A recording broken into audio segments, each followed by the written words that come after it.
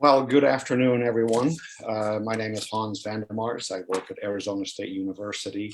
And first of all, I need to thank the organizing committee of the International Organization of Health, Sports, and Kinesiology, and especially Dr. Ho-Sun So for his support and his assistance in getting me to join the conference as a keynote speaker. It is indeed a great honor for me to be invited as a speaker at this conference. And so I hope that what I present will be of interest and of value to all of you. I will probably not be able to satisfy every attendee at the conference because my area of interest and expertise is in school physical education. However, school physical education does cut across the three areas of health, sports, and kinesiology. What I'm going to try and do is I'm going to try to get you all to step back and consider some of the broader issues at play for the field that we're part of. And so one thing that I will do is I'm going to quickly highlight what I will definitely not talk about, and that is things like how to teach or what to teach, how to do physical education, teacher education, and preparing future professionals. I will not address the issue of pitting skill development as an outcome versus physical activity promotion as an outcome. I will also not introduce yet another new, largely untested curriculum and instruction model, or I will not talk about what the content of physical education is or should be. Those are all contested issues, but that will not be the focus of my talk. The outline for today is I'm going to just show you real quick. I'm going to talk a bit about physical education as a marginalized subject and why that is. I'm going to briefly highlight physical education, how it has changed in terms of its 1950s to last year. I'm going to talk about what could be considered as the field's stiff competition. I will then move forward on what probably are not very fruitful strategies to move forward to lift us out of marginalization, but rather some things that we really need to do, and that gets at how to create conditions for what we could consider meaningful outcomes. And then I will close with addressing the issue of who is responsible for moving us forward, and I'll follow up with a couple of closing observations and conclusions. So, getting physical education to thrive, and I'm borrowing from Alexander de Heyer, a Dutch speaker, who argued persuasively that if a flower doesn't bloom, you fix the environment in which it grows and not the flower itself. And I hope that as we go forward in this presentation, this will become clear. What can we do to improve the environment in which physical education is delivered? We have made very many different claims about what physical education can and will do for students. We learn motor skills, social skills.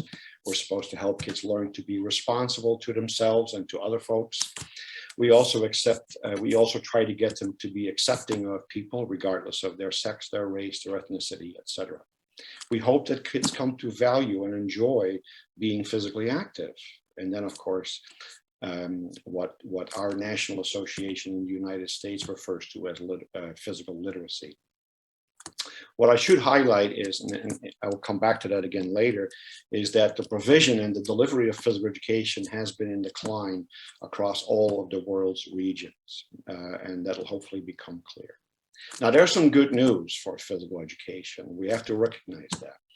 We have sport pedagogy's emergence, and that has helped us build better understanding on the relationship between physical activity and health, the physical education, teacher education practices. We know what good, effective teaching looks like. We have several evidence-based instructional models, and we've seen a positive shift from trying to improve youngsters' physical fitness to promoting physical activity, amongst others. The bad news is, what I'll present is a form of a question. And the question for you is, has the actual delivery and the status of school physical education changed appreciably in the last 77 decades, I should say? Well, I think we can all agree that our subject remains deeply marginalized when compared to other so-called core subjects like science and math and English language arts. And this is, again, not just the case in the United States, but also across other countries on the globe. Why is this? That's the question. So let's look at some context for this marginalized status. If you look at this cartoon, if you will, or this little graphic, it shows, the quote is, "I don't understand why your test scores don't go up. We've cut music, art, physical education, and recess, and put in 3-hour math and reading blocks, plus test preparation." The fact of the matter is that despite all of the efforts at improving academic performance of our students in our country, in the United States, it has not occurred despite the many, many educational innovations, etc. And so here, what I would like to bring in is what I would refer to as the ecology of physical education as a school subject. Some of you may remember the work by Walter Doyle on this ecological task structure framework, which basically tries to show how in a classroom setting, tasks that are provided by teachers get accomplished by students, and why in some cases it doesn't get accomplished. And it boils down to basically the statement where I have that highlighted is, we get what we accept. Physical educators who do minimal work, in other words, being focused primarily on keeping kids safe and in line, with little effort to teach, with little expectations for students to learn, that occurs because they can. They can do this because physical education teachers have few, if any, expectations beyond keeping kids safe.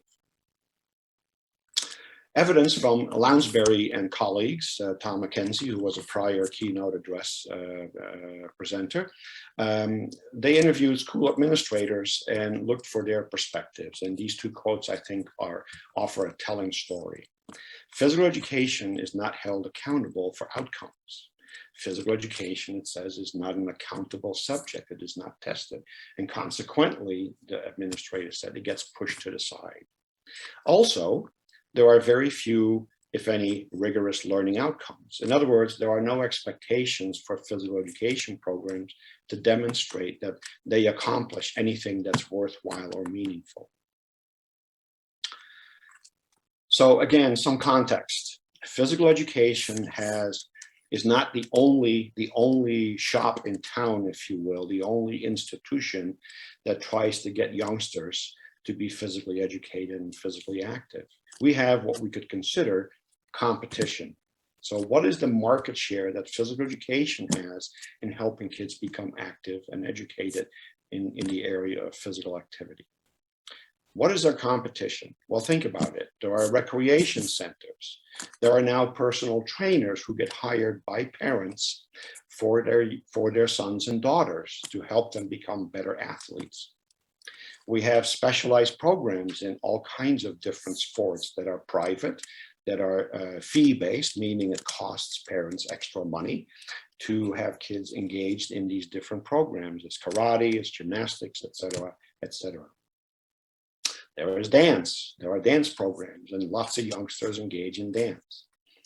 There are fitness clubs, and increasingly the commercial fitness clubs, the private fitness and health clubs, cater to the youth, the children and youth, the kids and the families who are members there. There are programs during vacation times where the children and the kids can be dropped off at the fitness club and engage in all kinds of different physical activities. And then there's the big one, youth sports. If anyone has spent any time in the United States, you've probably figured out that this is a huge enterprise. And Drape in 2018, in an article in the New York Times, noted that right now, or at that time, and it's probably higher now, that youth sports is a $15 billion a year industry. Now that's a large number, but it shows how and where children and youth can find opportunities to become active and hopefully skillful. And then there is the outsourcing train, as I call it. It's coming down the track. Outsourcing is an attempt on the part of education to try and bring in outside experts, if you will, to assist in helping kids do better in all kinds of different areas. And this is actually becoming increasingly prevalent or common in countries like Australia and England. And so what they do is they bring in coaches, sport coaches, to teach the youngsters in the school, on campus, during the school day, about soccer or about volleyball or about basketball.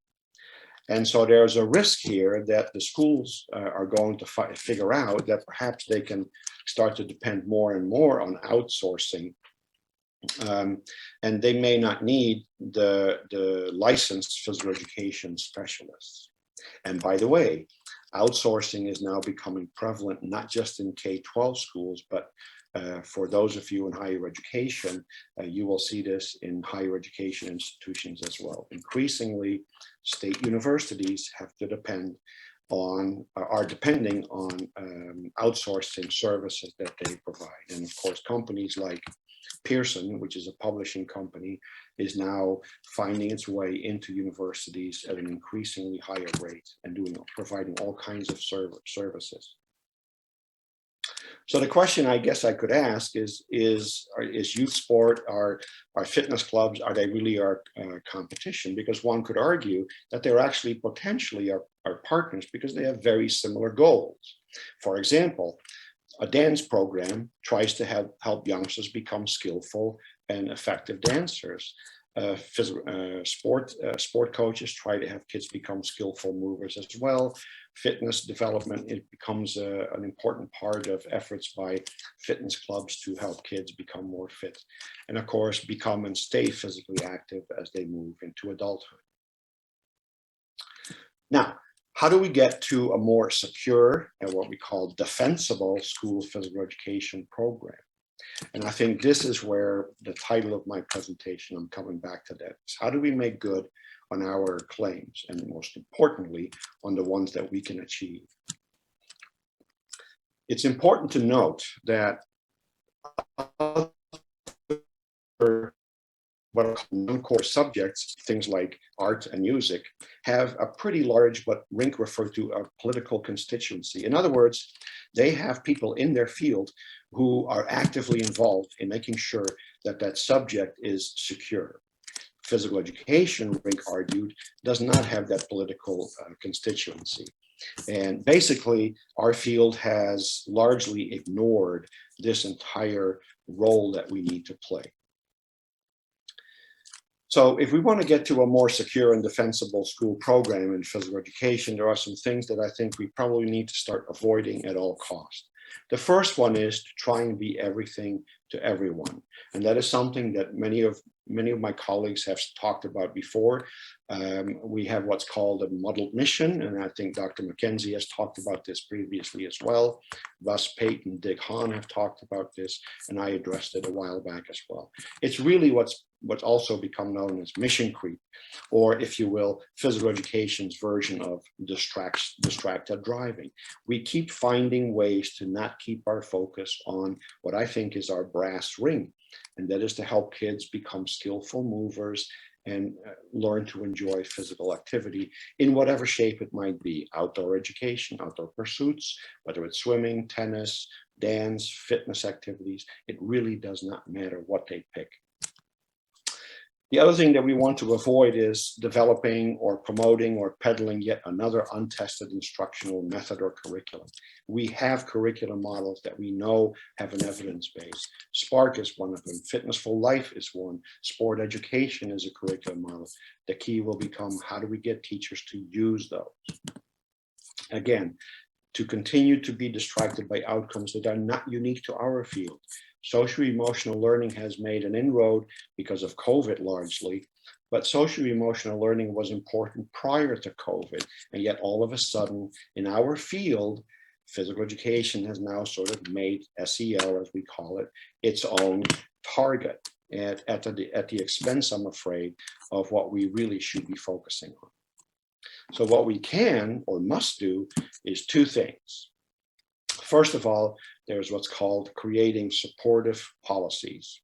Second, we have to build capacity amongst our teachers in the schools to do effective assessment of what we could consider meaningful outcomes. Let's look at the first one.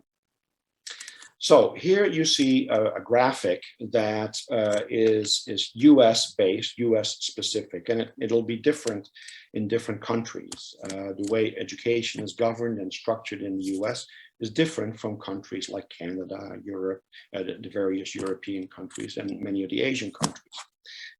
Countries may not have states, they may have provinces. And so the governance of education is such that in the US, we have both federal policymakers, we have levels at the state, we have district level policies, we have school level policies. And this graphic shows how it flows from the different levels down all the way to the school. And then of course, you've got what we call the policy actors within each of those levels. Here are some policy areas that I think physical education needs to really start to go after to ensure that we start to what we call create conditions for teachers to become successful in reaching those meaningful program outcomes. We want to make sure that there are licensure requirements for all school levels so that teachers who teach physical education are all licensed or certified to teach. We want to make sure, and this is perhaps one of the most important ones, that physical education time requirements are established across all grade levels. We want to make sure, and this may not be as much of a problem in other countries, but in this country, in the United States, programs can be substituted, or physical education can be substituted by engaging in other types of activities during the school day. And as a consequence, youngsters may never see the inside of a secondary school physical education program. What is also happening increasingly in what's called junior high schools and middle schools is that physical education has become an elective program, and so students do not necessarily have to take physical education. In some cases, physical activity is used as a form of punishment, or it is withheld from students because they failed to complete academic work or they misbehaved, if you will. And so we need to figure out ways, establish strong policies that can get rid of this practice. We want to ensure, and this is connected to the second point that I'll bring up in a minute, that we establish statewide assessment for physical education. Finally, there ought to be opportunities for physical activity in the form of free play throughout the full school day, so both before, during, and after. And I would highlight, looking at a country in Europe, Finland to be precise, where every 45 minutes in elementary schools or primary schools, students get 15 minutes of recess every day. Every 45 minutes is then stopped, and then they get a 15-minute break. The second area that I think we need to focus on is that we build capacity for what I would call formal assessment for meaningful program outcomes. And historically, physical education does not have a good track record. Assessment of student learning is a fundamental teaching function for classroom teachers. It is not, unfortunately, in physical education. Physical education does not have what Jackie Lund and Mary Lou Field referred to a few years back as an assessment culture, and that needs to change. We have to come up with practices, assessment practices, that show that we are worth the investment made by taxpayers. We have to demonstrate a return on the taxpayers' investments. A few years ago, the ISEP organization created a get-together in the Netherlands, where the organization came up with a position statement with regard to assessment, and it's available on their website. And I would encourage you to track down that particular document, because it has good information with regard to the status and the need to improve assessment within physical education. Okay, so what's needed for a more secure and defensible physical education? We have all the recommendations, we have the curriculum models, we have evidence for the benefits of physical activity. There's actually public support from the government, from the public itself, from other agencies. We have evidence-based instructional strategies. What do we have? We have standards, and that's a good thing. Standards for what students are expected to learn. But is that enough? Are standards alone going to make a difference? And I think the answer to that, I'm afraid, is no. What is the missing piece beyond standards? It is strong national or state or federal or district or provincial policies that support physical education.